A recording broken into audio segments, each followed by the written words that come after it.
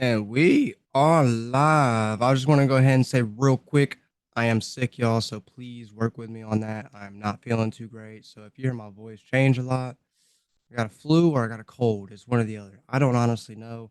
I am taking medicine, so thank y'all for all the support. I could feel the support through the podcast, even though it's not a live podcast. But without further ado, let's go ahead and get right into this. I'm your host today on NBA's NBA. Whoa, whoa, whoa. I'm your host today, Cole Alexander, also known as Focus Tricky 07. Uh, Welcome to Basketball Hot Takes, where we just talk about all the craziest things going on in the NBA and around the world that having to do with the NBA. So yeah, anything NBA, anything basketball, we talk about here. So be sure you show massive support. YouTube, Podcast Index, Spotify, any type of podcast area you think you could find us, we are there, except iHeartRadio. For some reason, we cannot get on iHeartRadio. But trying my ass off of that. But let's go ahead and get into this first topic. Actually got a couple of topics for you today. We got Brittney Griner prisoner exchange. I know a lot of y'all had to hear about that. Warriors defeat the Boston Celtics in the NBA Finals rematch. Charles Barkley calls out the Miami Heat. And the biggest one that actually happened today, NBA renames NBA trophy after Michael Jordan. So be sure you guys stay tuned for that. And also don't forget our hot take at the very end of the episode. Oh, I can't say the hot take yet. I almost messed up. Can't say the hot take yet. All right. Let's go ahead and talk about Brittney Griner prisoner exchange. This is big news for America as we successfully made a prisoner swap with Russia, including WNBA star Brittney Griner for a Russian arms dealer, Victor Bout. So, yeah, they traded Brittney Griner for a Russian arms dealer, Victor Bout. She was arrested in Moscow for smuggling / possessing cannabis oil in her luggage, which is illegal in Russia. But after 10 months, she is now home. That is a long time to be away from home. There's a lot of controversy going on now since the exchange was confirmed. And oh, I forgot about this. Austin Tice is a former U.S. Marine Corps infantry officer. I had to say that slow because I'm not good at saying words. Uh, he's served tours in Iraq and in Afghanistan for the United States. When Austin Tice was in Siberia and got kidnapped on August 13th of 2012. He was kidnapped in Siberia and has spent 10 years of his life in jail and didn't even commit a crime. This is crazy news, honestly. I'm not going to personally give my thoughts about this, but y'all deserve to know. We just made a deal we just got Brittney Griner back, who has been in jail in Russia for 10 months. 10 months. And she is a WNBA basketball star. Okay. She has a big name, WNBA basketball star. Very much respect for her. I'm happy that she's home. But on the other hand, we have a former U.S. Marine Corps infantry officer that has been in jail for 10 years of his life now. Ever since August 13, 2012 was the day he was reported missing. I'm going to let y'all do with that. I don't want to debate this, honestly. I just want y'all to know that that is great news for Brittney.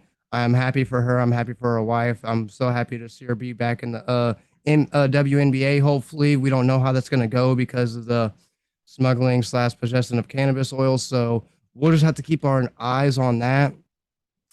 As for Austin Tice, I really hope that we can get him back. I mean, he served our country. We definitely should be really trying to get that man. Anyone who served our country, we should definitely work really hard to try to bring back, is in my eyes at least. I don't know why. I don't know. Let me get off that topic before I start too much. Let's talk about this. Warriors defeat the Boston Celtics in the NBA Finals rematch. Warriors beat the Celtics 123 to 107 with the Splash Brothers leading the way. Klay Thompson scored 34 points and Steph scored 32 points with 6 threes made, by the way. 6 threes made, by the way. It is so hard talking whenever I'm sick. Oh my gosh, I shouldn't have done this. After a disappointing 124 to 123 loss to the Utah Jazz, the Warriors bounced back to put the league on notice that they are champions. The Warriors are 8th in the Western Conference standings with barely sitting over 500 at 519. So, yeah. Despite being the 8th in the Western Conference, they're only 4 games away from the first seed, which is actually insane to think about. They would need to win 4 games, and the other teams would have to lose those 4 games. I'm pretty sure that's how that works right there. Can this team somehow walk away with one more championship? Or is the Warriors dynasty of Steph, Clay, and Draymond over with now? Because I really want to talk about that, y'all. I, at the very beginning of the season, very first podcast I think we ever did with Eli, I think that I made the claim that the Warriors can win the championship again this year if they're healthy. If they're healthy. And I'm not going to lie, I still stand behind that, even though they're eighth in the seed right now. They just have way too much playoff experience. Jordan Poole's getting better, and they developed 2 young people really well over the season, except James Wiseman. Uh, I don't know what's going on there. It he has like very little moments of where he shows that he's good, but if you like look at his stats aren't actually terrible, but it's not good. If you look at his advanced stats, his advanced stats are terrible.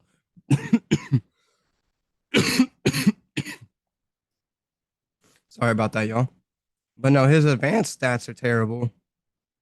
But his actual just regular stats, points, stuff like that for his minutes don't look too bad. And it's just like, how could someone look so good on the stat sheet but so bad? And that's the funniest thing about advanced stats, man. But honestly, Steph, that was my biggest partake coming into this year. Is Steph still gonna be Steph with him aging because he is getting on the other side of the coin? He is on the other side now. And still seeing what he's doing is amazing. I think really he's so crafty with the ball and stuff like that. He doesn't have to be as fast with his dribbles or have that very fast, quick first step like we've seen him have. And it's not like he's slow or anything right now. He is still fast for his age. He still moves lightly.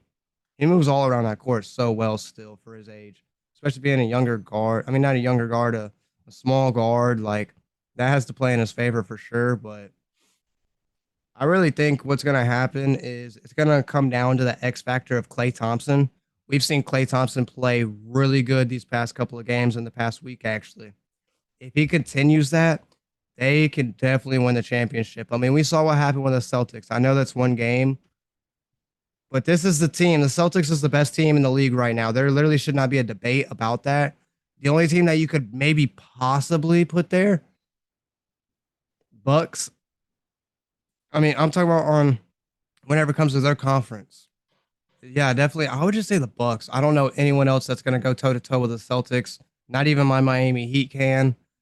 Uh, yeah, I definitely believe that if the Warriors healthy, just with their championship experience, they can do it. And especially with the young guys, they wouldn't be so nervous going in the playoffs this year. So they'll have more confidence, and confidence is so much whenever you're going in the playoffs, man. They shouldn't have won last year. You want to be honest, like they really shouldn't have. So the fact that they did is awesome. I believe that they honestly can. I mean, Steve Kerr, even Steve Kerr, he is a great coach. Like you have great players, great front office. You have people who understand the system that you're playing with. They're not trying to go do too much. They're not trying to do too little. They're going in there doing what they're supposed to do. I highly think that they could definitely go for a back to back. And that'd be crazy if they went for another back to back, honestly. I don't know what I would say about that, but no, it's just possible, man. You can't underestimate the Warriors. They're so good still. They're just so good still. The biggest issue that I think they had coming in the season was Draymond punching Jordan Poole.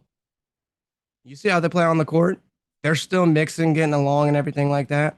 And like many rumors also said, stuff like this happens all the time in practice and all teams. And I wouldn't doubt that honestly. I mean, who doesn't get so mad sometimes? Never mind, I can't say that. I don't honestly see that. I don't know how that happens in a bunch of NBA teams, but they're men. They work it out. You know what you're there to do. You're there to win, nothing else. You're literally there to win and play basketball. You're not there to make friends. You're not there to have fun. You're literally that you get paid to win. So I money could probably play a big factor in that. That's definitely for sure. But I really do want to talk about this right here. Charles Barkley calling out my Miami Heat. I took that to offense, bro. That's not cool. Let's talk about it real quick. Charles Barkley said it's time to break up the team and start over. This raged a lot of Miami Heat fans. I can agree. Uh, The reason why I raised a lot of Miami Heat fans is because of the success with this group in the 2022 Eastern Conference Finals and in the 2020 NBA Finals. It's not far apart. We still have almost the same group. Let me finish this. I could personally say as a Heat fan, I hated hearing it. Why did I put that? But it may just be the truth, honestly. We need another big man. We do. It's sad to see that we don't want to even try and pursue one after seeing time and time again this season and time like seasons before, we are too small. We're too small. The Miami Heat organization is asking a lot from every player on that roster who plays any minutes. You got Caleb Martin, what, 6'7", 6'8", playing power forward? Or no, not even, 6'7", 6'8". This dude's 6'6" or 6'5". I'm stupid. And you haven't playing power forward. I don't know why I started thinking about Bam. Bam is 6'9" playing center. We have like a 6'6" power forward out there. That is not okay. A small forward, LeBron is a small forward at 6'9", y'all. Normally you have 6'7" to 6'9" small forwards. After that, they go to power forward. Then you have 7-foot centers. The only other center that I could think that plays center that is 6'9", Montrezl Harrell, Isaiah Stewart, some little guys. And you see what happens whenever they need a true big man. They get babied. Yes, Montrezl Harrell is a fantastic rebounder and stuff like that. Even Isaiah Stewart, he could spread the floor a lot better. So it helps having that smaller guy. But dude, imagine Isaiah Stewart, imagine Montrezl Harrell at the power forward, imagine Bam at the power forward. You need those people there. The Miami Heat organization, I already read. They're asking a lot from the roster who plays any minutes. If you play 5, you're getting asked a lot to do. They have to try so hard to secure defensive rebounds that it just opens up so much more that they have to literally focus. Every person has to crash for that defensive rebound almost to make sure that they get it.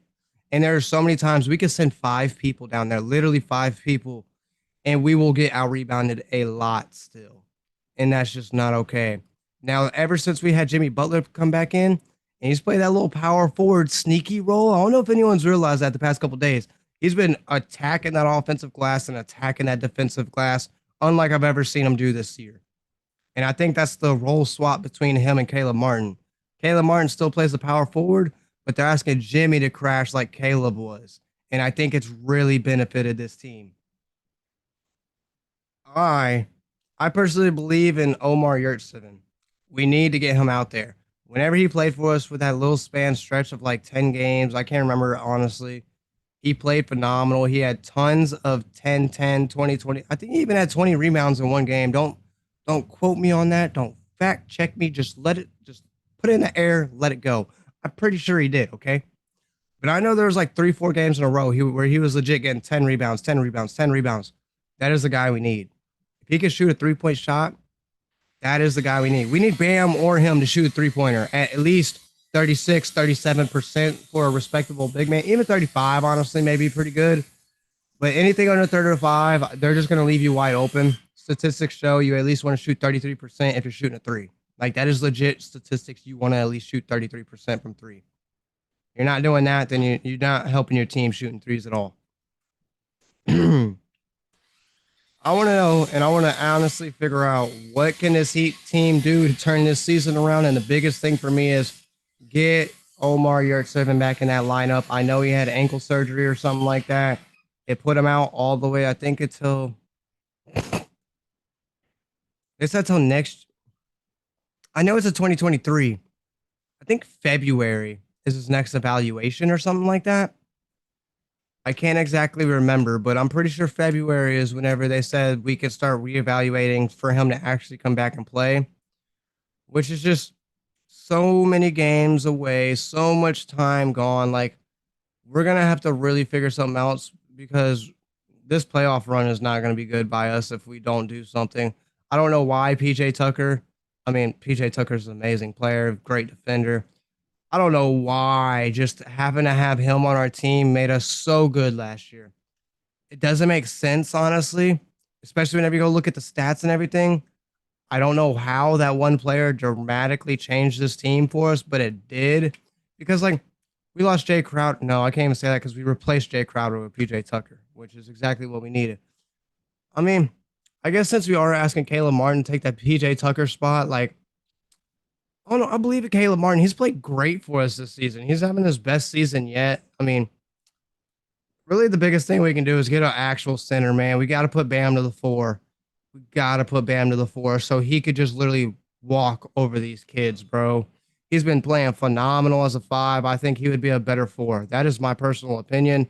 He may not be, but I would love to see him play the four still. Still be the main pick and roll guy. Put Omar at the 3 point line where his best shooting percentage is, whether it be the corner, the wing, the fucking top of the key. I don't care. Figure something out, coach. I know you can do it.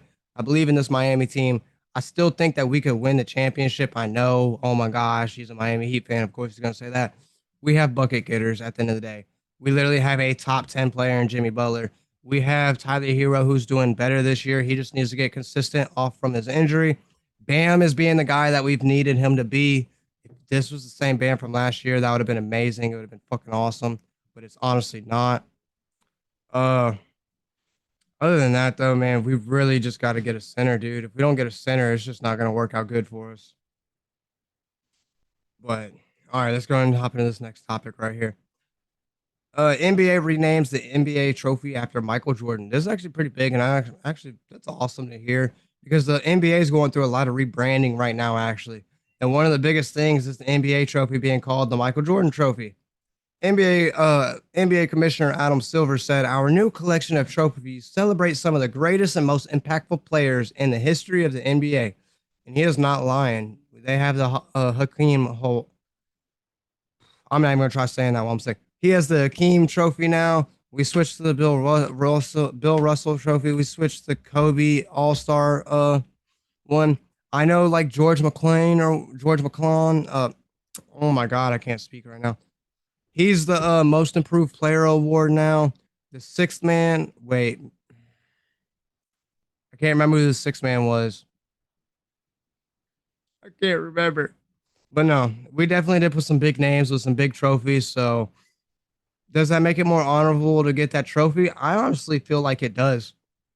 Imagine getting the MVP trophy. It's like the Michael Jordan trophy at the end of the day. Like, that's pretty dope to me. I would take a lot of pride in that. I mean, just like I feel like anyone takes pride in getting any of the trophies. But really, like the Kobe All Star trophy. I feel like anyone would have been so psyched to get that trophy right there. I feel like anyone would have tried in the All Star game, like legitimately tried to get it because I'm not gonna lie, I know I would have. Kobe passed away and everything. I would want something to honor Kobe, and what's a better way to honor Kobe than to go out there and win his award?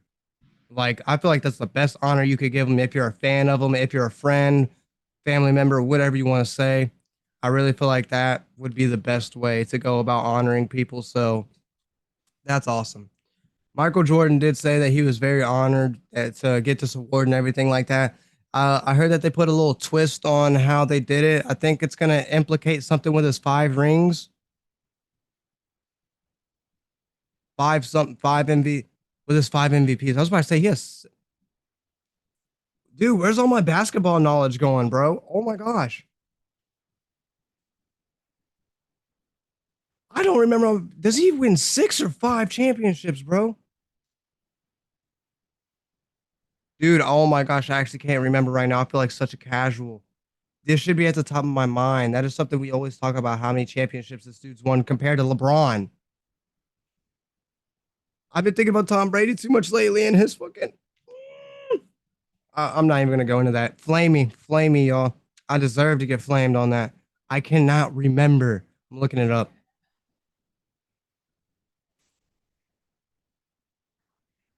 How many finals does MJ? It is, wait, six. Yes.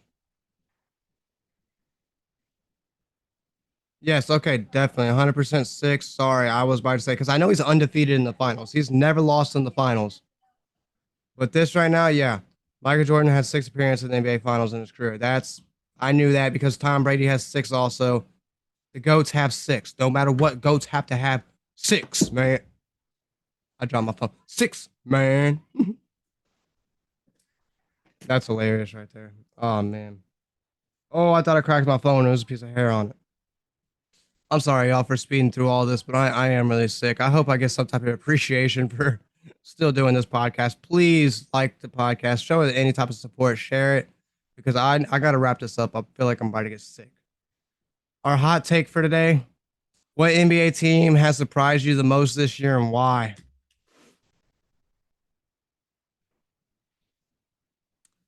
Mm, mm, the Jazz. No, they're starting to play terrible. Whenever I first wrote that question, it would have been the Jazz. Um, right now, lately, let me look. Let me jog my memory of some teams. I'm sorry that I was not super prepared like I normally am. I feel like, oh, dude, I feel like hot garbage. Um, just looking at these teams right here. The Pelicans. The Pelicans are the ones that surprised me. Yes, they are balling out, bro. I forgot all about the Pelicans. The Suns versus Pelicans rivalry that is starting is interesting as hell, and I love it. You can get on me for all I want because there are some other good, interesting teams going on right now, but I definitely think the most surprising one has to be the Pelicans, y'all. If you don't say that, you can say that. Maybe the Kings. The Kings have been pretty that's pretty surprising to see how good the Kings are doing. I'm surprised with the Miami Heat. So like Pelicans, mm, Pelicans, Kings, Heat. You can really switch between the Heat and the Kings, honestly, because I don't think anyone expected the Heat to be this bad, but there is some people that did. But I don't think anyone ever expected the Kings to be this good. On the other hand, because no one ever expects the Kings to be good. When's the last time this team's ever been good, bro? Never. Oh man. All right, y'all. I gotta go. My head's actually starting to really pound. Oof. I love y'all. The next podcast will be 10 times better. I'll make sure I'm not sick for it because, oh, dude. I love y'all. Thank y'all for all the support. Peace and love, baby.